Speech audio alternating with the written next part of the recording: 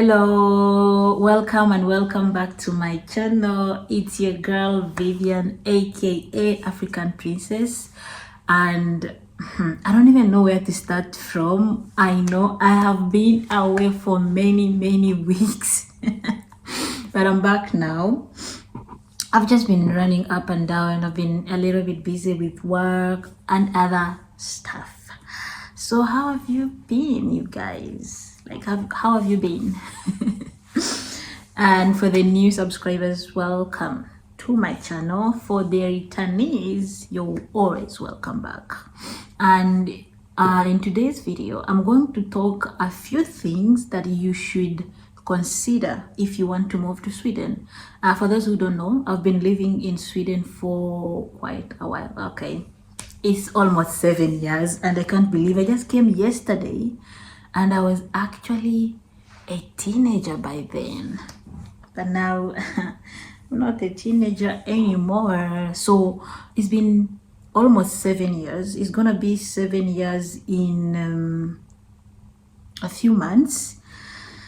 And so I thought I should talk about a few things that someone who is considering to move to Sweden should actually think about or should actually do. So the first thing is to learn Swedish. I don't know how to stress this, and I don't think I can stress it enough. But the thing is, of course, it's Sweden and they speak Swedish. So all the papers, most of the documents, the school offices, they use obviously they use Swedish. But of course, a lot of Swedes speak good English, by the way.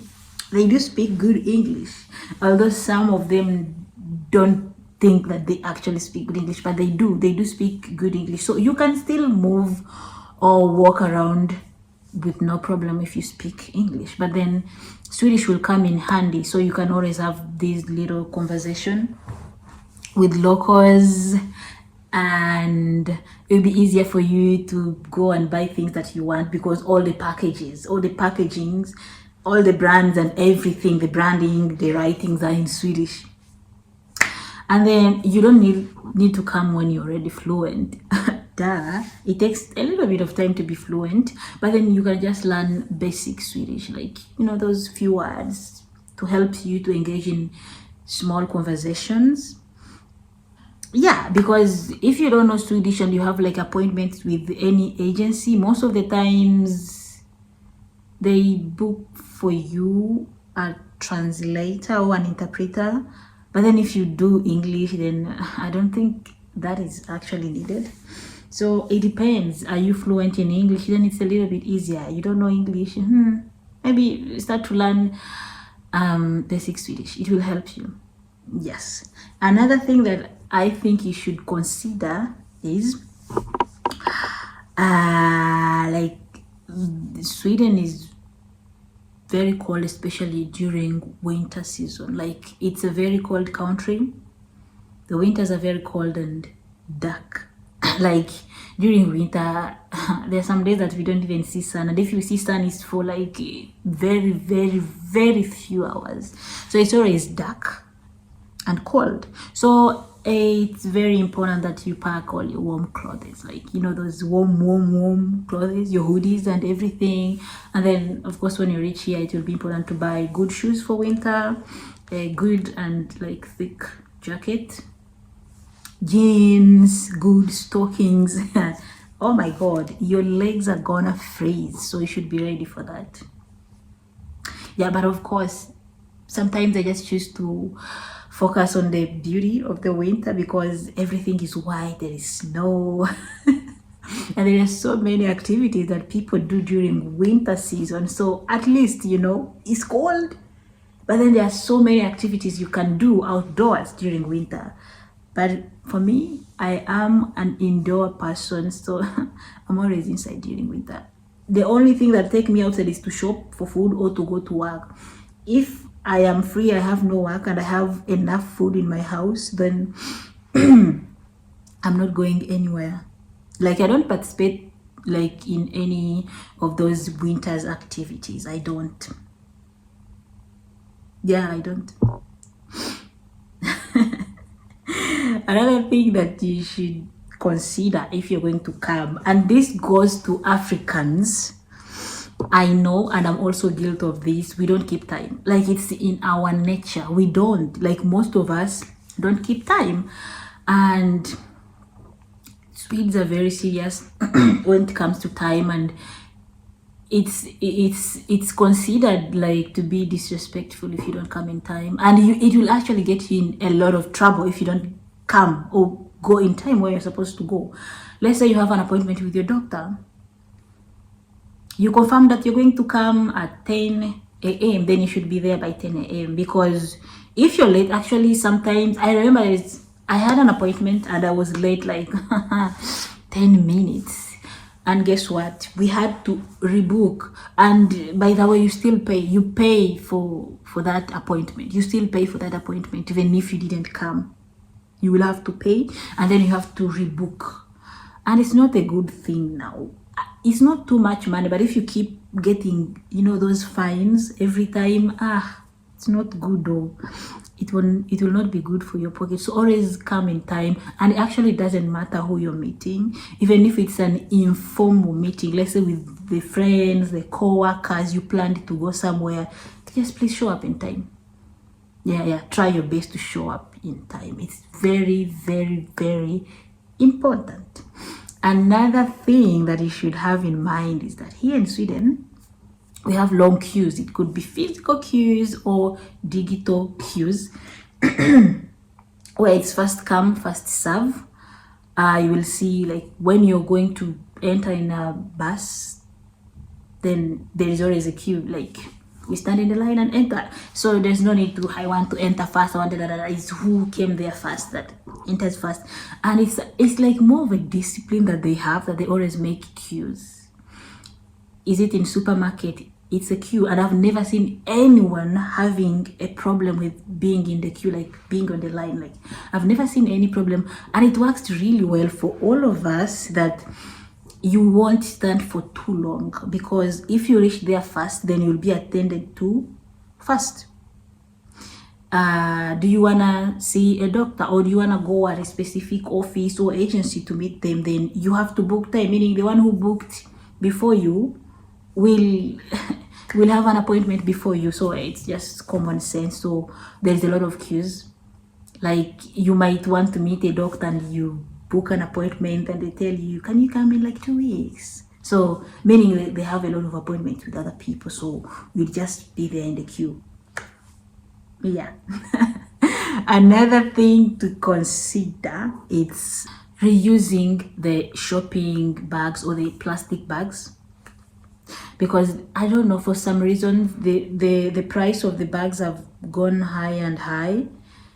Like, just a simple, I don't know if I should show it. See, something like this, and obviously they always brand with their, like, this one is from Hemshop.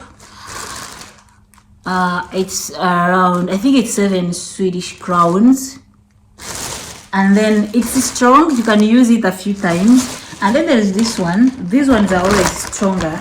These ones, they are plastic bags that are very strong, and you can reuse them for, like, I don't know how many months, depending on what you use them, like, to lift or to carry. Like, I've been having these for, okay, I don't shop a lot because I live alone, so I don't buy many things, but this, I think I even got them from my mom when I moved out. Like, when I moved to my apartment, that's when I got them from my mom, which is like 2 years ago, and I've been using them. So they really come in handy. You should always keep them and save them for later, because if you keep buying like shopping bags or plastic bags every time you go to the supermarket, I don't know if you own a bank or what, but it will be very expensive for you. So I've seen most people reuse their plastic bags. So always save them, use them well, keep them and reuse them. Yes, because if you have like a big family where you will need like 5 plastic bags every time you go to shop, and then you have to buy the new ones every time you go shopping. That's a lot of money. Yeah, that's a lot of money, and I don't recommend that. Yep. Another thing to consider is that here in Sweden, yeah, the water is safe and clean. Like that water in the kitchen, the tap water in the kitchen is clean and ready to drink. I don't know about USA and other countries. I've seen in other countries you have to buy like bottles of water. You have to buy bottles of water, but here you don't have to. Maybe if you're outside and you're thirsty, yes, feel free. But inside your house, you just take water and drink, which is actually good. And even at workplaces, there is always water. There is always kitchens in most workplaces. I've been to different workplaces and they always have that kitchen and a place where you can sit and eat your lunch. So the water is there. You don't really have to carry water with you if you're going to work. Another thing is Swedes are very informal. They're very informal with names. Like they address me as Vivian. I address my boss as with his name. Let's say he's Tom. I call him Tom. And my co-workers, I call them by their names. Is she called Broom? It's Broom. Is she called Candle? It's Candle.